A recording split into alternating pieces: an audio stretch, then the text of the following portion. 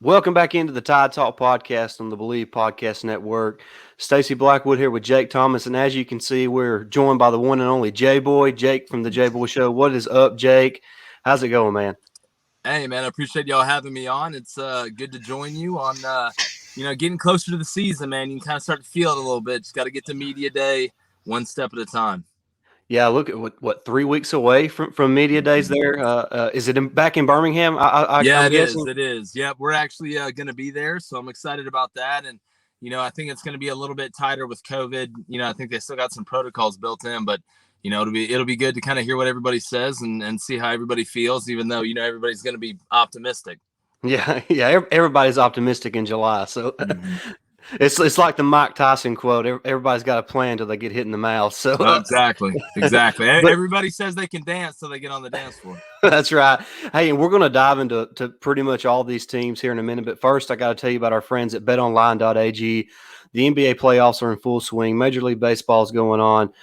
You name it. BetOnline.ag has parlays, prop bets, futures. They have whatever you want.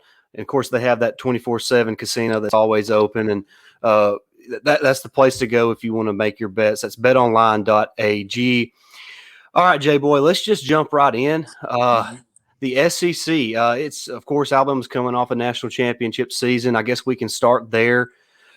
Just on the West side, do you think Alabama can hold on to that Western title, or do you think somebody like Texas A&M or somebody else could kind of sneak up and take that spot?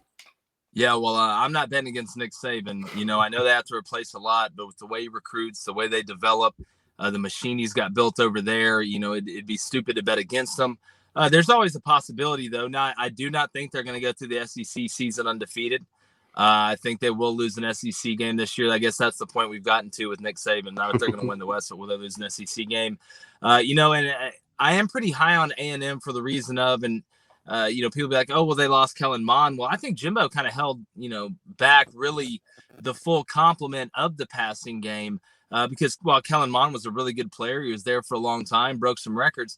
He wasn't a guy that you want to throwing the ball 40, 45 times a game, especially late in the game. Jimbo is a quarterback, and deep down, I know that quarterbacks want to throw the ball a little bit, but they had such a good offensive line last year, and that's really been the difference in their ascension is up front on the offensive and defensive side of the ball. That's where it starts and ends. Nick Saban will be the first one to tell you that. But look, over the course of the regular season, I think there's going to be a decent amount of parity in the West, but I do think Alabama's going to come out of there.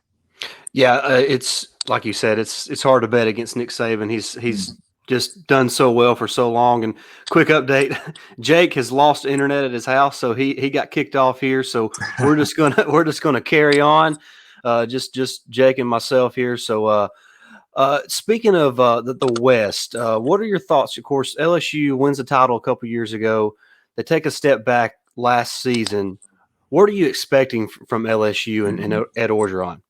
Well, I actually have LSU finished second in the West, believe it or not. And the reason for that is, and look, I know they're dealing with some off the field stuff right now, and they need to start off well. They go play UCLA the first game. I just think LSU does better as an outsider. I think that kind of plays into what Edo is as a motivator. Schematically, he's not going to be all in there, drawing up plays offensively and putting in a bunch of coverages or exotic blitzes defensively. But made a couple bad hires. He'll be the first one to tell you that. I think that team's going to be hungry. I think they're a little embarrassed. Team coming off a year before where they won the national championship and probably feel like they let everybody down. Being that outsider, having that chip on your shoulder, playing those videos in the weight room during the off season of losing and, people saying this and people saying that, it just does something to you, especially as competitive as these guys are. So I think LSU is going to have a bounce back year. I think they beat A&M in the last week of the season to go 5-3 in the SEC and finish second in the West. So I think it'll be a better year now. Is it what LSU fans expect after 2019? No. And we'll see how that plays in the offseason. At LSU, a lot's been talking about the quarterback position. Miles Brennan, Max Johnson. I'm a big Max Johnson fan. I think he will wind up being the starting quarterback. Who do you think is going to be the starting quarterback for LSU? Well, when I look at their system, at least what the smart money would tell you their system's going to be with new offensive coordinator hired Jake Peets and him bringing in DJ Mangus is you're going to get a zone read RPO offense with a heavy zone run game. You're going to get your speed sweeps. They're going to spread you out. hit you with the quick game. And I think with Max's feet, not saying that Miles isn't, a good quarterback. I just don't think he's the best fit for the system. I think Max's best football is ahead of him. I actually got his dad, Brad Johnson, coming on tomorrow.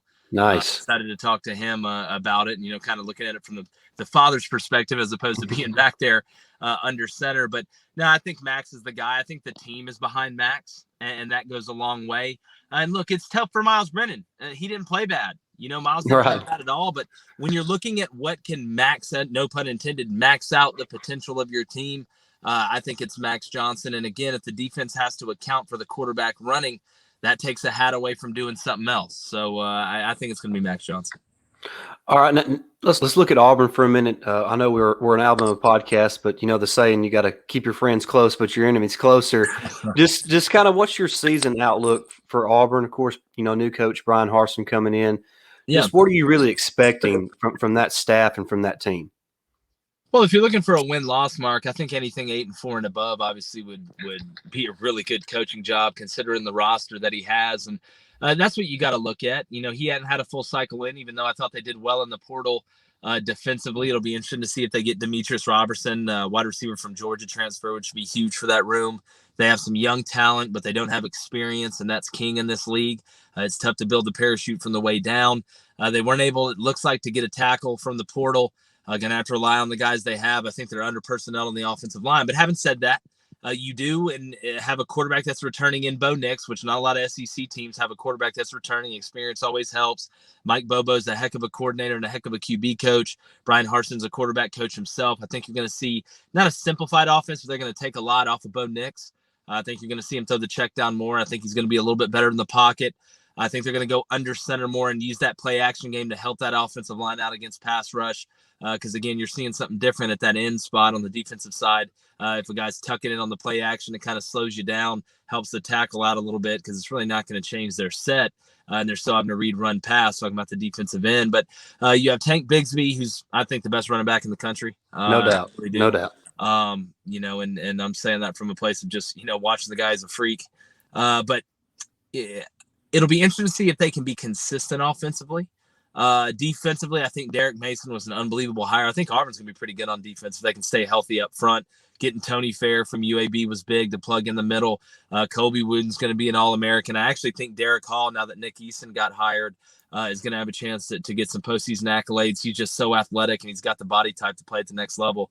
And he's got a year in, just got to add some moves. So, I think they're going to beat a couple teams, or one team they're not supposed to.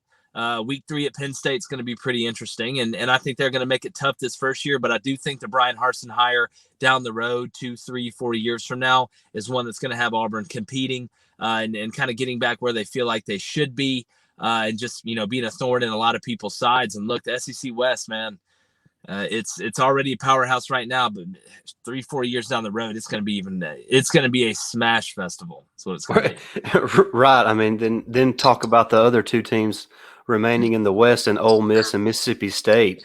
Of course, we know what Lane Kiffin is doing there offensively with Matt Corral and really just a quarterback that I think nationally is not talked about enough. And I believe he's going to put up some amazing numbers this season. Just talk about the Mississippi schools and what you're kind of expecting from them this season.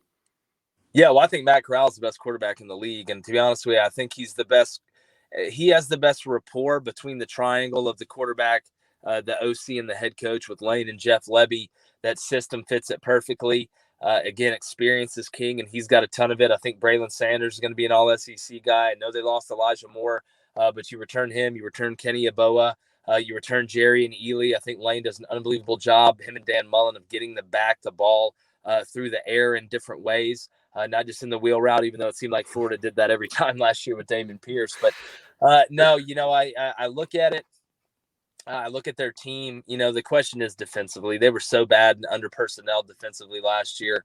A stat I talk about all the time on the show is that if Ole Miss would have just put nobody out there on defense last year against Alabama, they'd only given up 20 more total yards, which is unbelievable to think It's about. crazy. I've never heard that before. But I think they're going to be able to get a couple more stops this year. I think they're the most underrated team in the SEC. I think they're going to slip up and upset somebody. I know Lane does well against Nick. I still don't think they have the horses on defense, though, to be able to get the stops or turnovers they need in that game. But, I'm wondering if they win 7 or 8 this year and Dan Mullen leaves Florida to go to the NFL and they put Lane at Florida, it's about to be a whole new dimension of weird. Right, you're right. I'll be honest with you. Looking at that schedule from an Alabama fan's perspective, that game at Ole Miss is a little, or that game against Ole Miss is a little scarier than that game at Florida early in the season. Just from a fan's perspective, because we know what Lane Kiffin's all about, and he's going to throw the whole kitchen sink at Nick Saban to try to get that win there. But moving on to the East now, of course, Georgia right now to me is head and shoulders.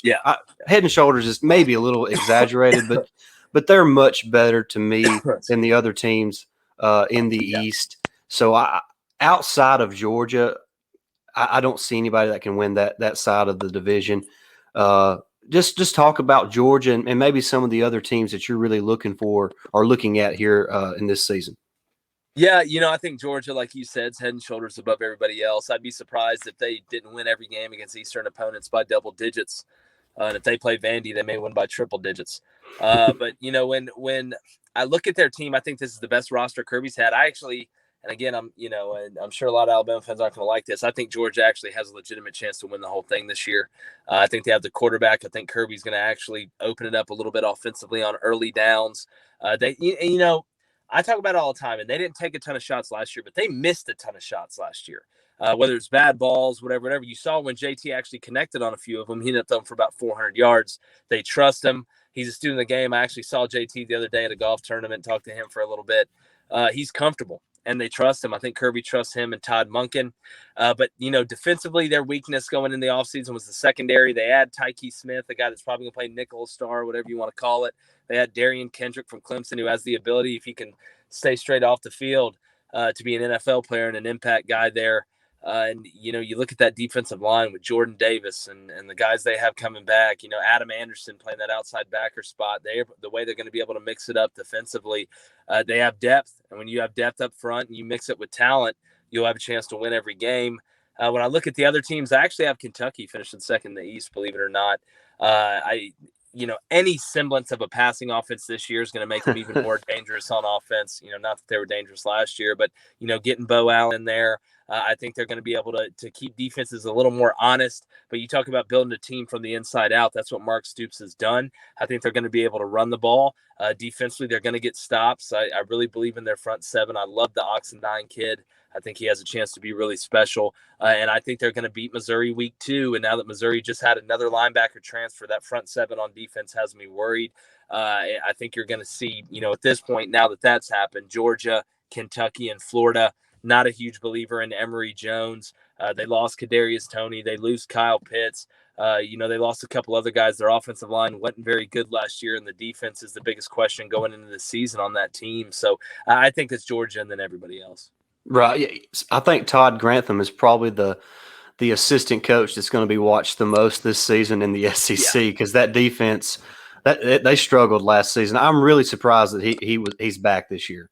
Yeah, me too. Especially with kind of the rifts between him and Dan Mullen. But, I'm looking at that Bama game and where it is. And if Bama rolls in there and drops 45 or 50 on them, I think they may drop the guillotine on but no, it's definitely going to be interesting. And look, they have talent. They have talent. But then you lose Major Burns, who's down at LSU now. It's just they better start out good. That's what I'm going to say.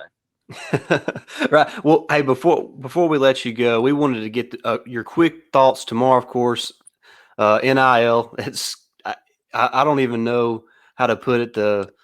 The gates are about to swing open wide. I don't even know how to phrase it. It's going to be like a free for all. I'm not even sure what to anticipate.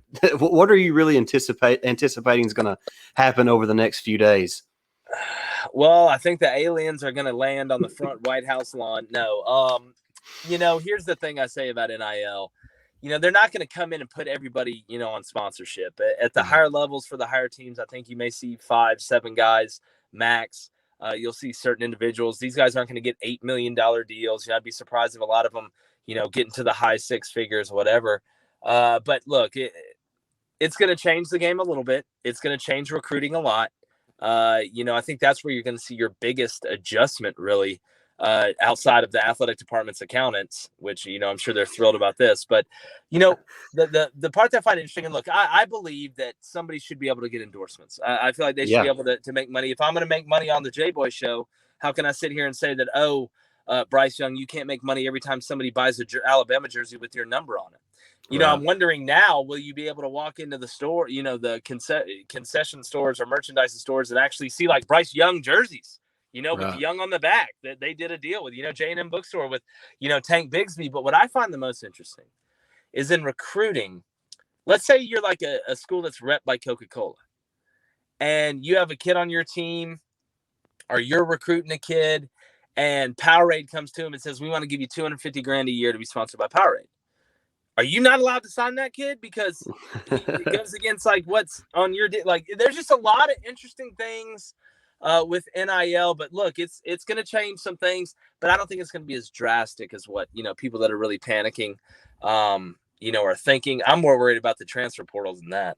Me too. I want these young men to be, and all the athletes there at each campus to be paid for endorsements and their likeness and anything like that. I mean, I want to get paid for those type things if that was ever afforded to me. Like, so how can you be how can you be a music major at a school on scholarship and sell a mixtape and make millions? Right. Yeah. But if I run a 4.3 and I can catch the ball better than 99.9% of people on the planet in $1 billion industry, I can't make it. I'm out there getting ran into.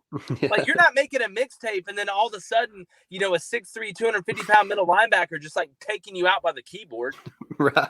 Yeah, I'm all for this. I'm excited for the athletes, and I'm not worried about how that affects the game as much as I am what the transfer portal has really already done. I mean, you look at Henry To'oTo'o being at Alabama, that would not have been possible before this rule, and now you got Christian Harris beside Henry To'oTo'o at inside linebacker for Alabama. I mean, that is deadly. And I laugh. Can you imagine how much easier it's going to be this year for Henry To'oTo'o?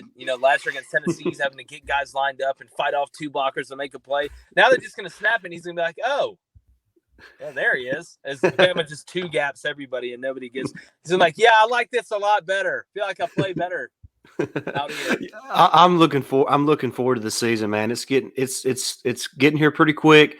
Looking forward to media days, and maybe we can see you there. I'll record that on the SEC Network every year, so I can go back and watch it. So I'm assuming they're going to be there too. So I look forward to maybe seeing you on that. And I really appreciate you joining us today. Of course, all the Tide fans follow you on social media. You've been verified this week, so you're the big time now. It's official. You're Twitter official now. Oh yeah, man. Nowadays I don't really know how thrilled people are about it, but no, I appreciate it, man. Y'all do a great job, and from SEC coverage from Alabama to recruiting. We're dropping our DB room position ranking in the SEC. I'm sure it's going to be get some chatter when I drop this tomorrow. That's going to be pretty interesting. But no, I mean, we cover everybody. I have John Parker Wilson on all the time. Roman Harper, going to have him coming back on. I mean, we get guys from everywhere. Talk recruiting. Got a couple big recruits coming on that Alabama's going to be interested in. Walter Nolan, a couple other guys like that. So yeah, check us out. We're on YouTube, Apple Podcasts, and Spotify. It's the Jboy Show. And I don't talk politics. So, if you're sick of hearing politics and sports, come check me out. We don't cross that line.